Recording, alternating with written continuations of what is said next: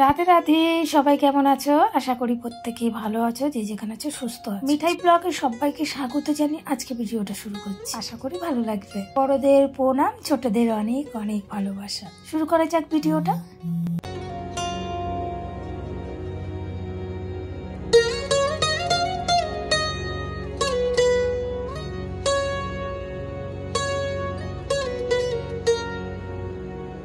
ভগবান এসেছিল তিনজন, রাধাকৃষ্ণ জুটি, লক্ষ্মীনারায়ণ জুটি, সঙ্গে গোপাল সোনা। ওটা ছিল জন্মাষ্টমীর আগে, কিন্তু সময়ের অভাবে আমার একদমই ছাড়া হয় না কোনো বড় ভিডিও। সবার কাছে ক্ষমা চেয়ে নিচ্ছি, ভুল ত্রুটি হলে ক্ষমা করে দিই। ভগবান এসেছিল এই রূপে। জানো তো, ভগবান যখন প্রথম আমার কাছে এসেছিল আমি কিন্তু ভীষণ খুশি হয়েছিলাম। এই সুন্দর মুহূর্তটা ছিল আমার কাছে অনেক বড় পাওয়ার।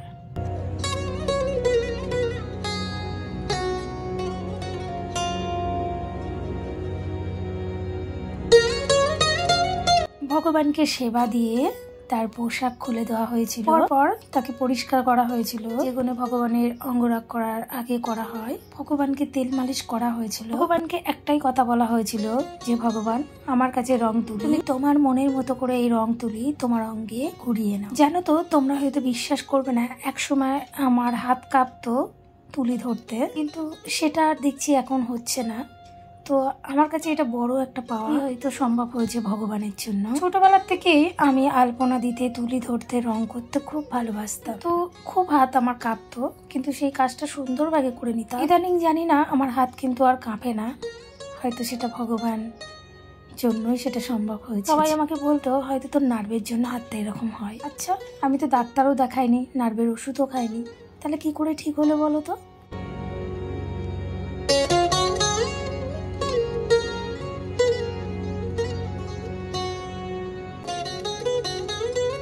ভগবান এসেছিল জন্মাষ্টমীর আগে, দুদিন আগে হবে হয়তো। জানো তো, আমি সেই রাত্রেই গোপাল সোনাকে অঙ্গরাগ করে দিয়েছিলাম, যাতে গোপাল সোনা জন্মাষ্টমীতে বাড়ি যেতে পারে। গোপাল সোনাকে রেডি করার পর তার বাড়ির লোককে ফোন করেছিলাম, তারা বললো আমাদের এরকম কোনো নিয়ম নেই, তোমাদের বাড়িতে তো জন্মাষ্টমী হবে, তোমরাই পুজো করে নাও। জানো তো, এই কথাটা শুনে যে আমি কতটা খুশি হয়েছিলাম সেটা মুখে বলে বোঝাতে পারবো না। আমি ভীষণ খুশি হয়েছিলাম। আমি ছোট থেকে বড় হয়েছি, আমার জীবনে প্রথম এরকম ঘটনা ঘটেছে যে জন্মাষ্টমীর সময় গোপাল সোনা আমার কাছে রয়ে গেছে। গোপাল সোনা নয়, রাধাকৃষ্ণ, লক্ষ্মীনারায়ণ। তো আমি ভীষণ খুশি হয়েছিলাম সত্যি সেই মুহূর্তটা, সেই সময়টা।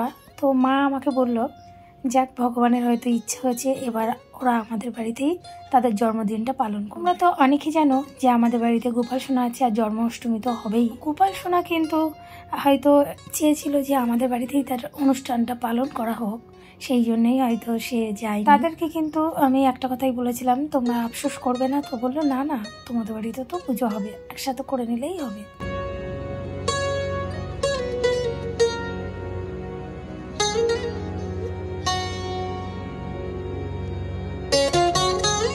জানো তো, আমি পথে ঘাটে যেখানে যাই না কেন, একটা জায়গায় শুধু ভগবানকেই খুঁজি, যে কোথায় তাকে আমি একটু দর্শন পাবো। সত্যি কথা বলতে কি, কাউকে না কাউকে দর্শন পেয়েই যায়, সে ভগবান যে রূপেই হোক না কেন। দেখতে দেখতে প্রত্যেকটা ভগবানের কিন্তু অঙ্গরাগ প্রায় কমপ্লিট।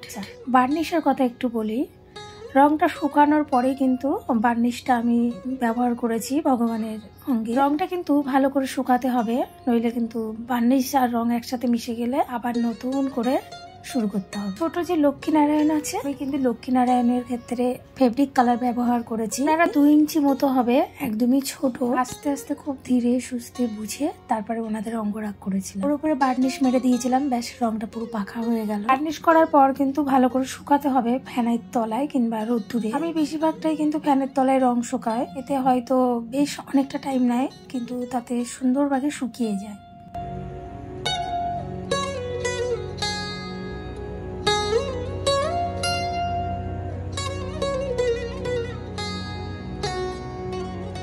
জানো তো, এই প্রথমবার আমার কাছে লক্ষ্মীনারায়ণ এসেছে, তাও আবার অঙ্গরাগের জন্য। এতটাই ছোট ভগবান, তাদেরকে কিছুক্ষণ আমি হাতে ধরে দেখছিলাম আর একটা কথাই ভাবছিলাম, তোমাকে আমি কি করে করব, তুমি আমাকে বলে দাও। সত্যি কথা বলতে হাতে নিয়ে শুধু ভেবেছিলাম, তারপরেই শুরু করেছিলাম ভগবানের অঙ্গরাগ। এত সুন্দরভাবে তার চোখ, মুখ, তার প্রত্যেকটা জিনিস নিখুঁত ভাবে হয়েছে সেটা সম্ভব হয়েছে শুধুই ভগবানের জন্য। ভগবানকে দেখে আমার কিন্তু দুই নয়ন ভরে উঠেছিল যে ভগবান তোমার এত কৃপা এই ছোট্ট ভক্তর উপর, তো এই জীবন ধন্য হয়ে গেল তোমাকে অঙ্গরাগ করে।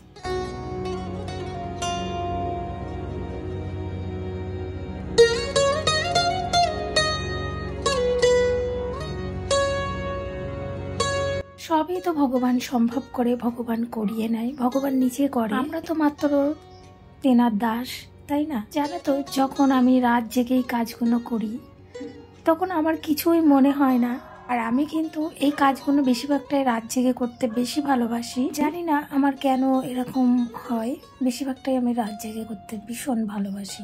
আমার প্রত্যেকটা কাজই আমি রাত জেগে করি, সে আমার যে কোনোই কাজ হোক না কেন। ভগবান কিন্তু পুরো রেডি হয়ে গেছে বাড়ি যাওয়ার জন্য। জানো তো, ভগবানকে দুই নয়ন ভরে দেখছিলাম, এত ভালো লাগছিল এই সময়টা, এই মুহূর্তটা। ভগবান এখন আমার কাছে নেই, তারা বাড়িতে আছে। জানো তো, দেখা হলে আমি তাদের কথা জিজ্ঞেস করি তারা কেমন আছে।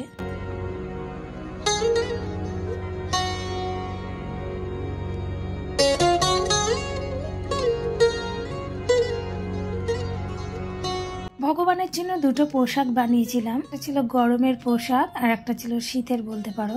তো এই পোশাকগুলো আমার কাছে সব থেকে বেশি ভালো লাগে পরালে, এই যেন হামাগুড়ি দিয়ে দূরে কোথায় যাচ্ছে। রাধা কৃষ্ণ দুই ভগবানকে কিন্তু এই পোশাকটা আমার হাতের তৈরি। জানো তো, এই মুহূর্তটা আমার খুব খারাপ লাগছিল, মনে হচ্ছিল যেন এর পরেই ভগবান এক্ষুনি চলে যাবে আমাকে ছেড়ে। সত্যি কথা বলতে ভগবান ছিল বেশ অনেকটা দিন আমার কাছে। লক্ষ্মী নারায়ণ তো তেনারা খুবই ছোট, সেই জন্য ওনাদের জন্য কোনো পোশাক বানায়নি। ওনাদের কিন্তু রং দিয়ে পোশাক করানো হয়েছিল, আর পরানো যেত না পোশাক।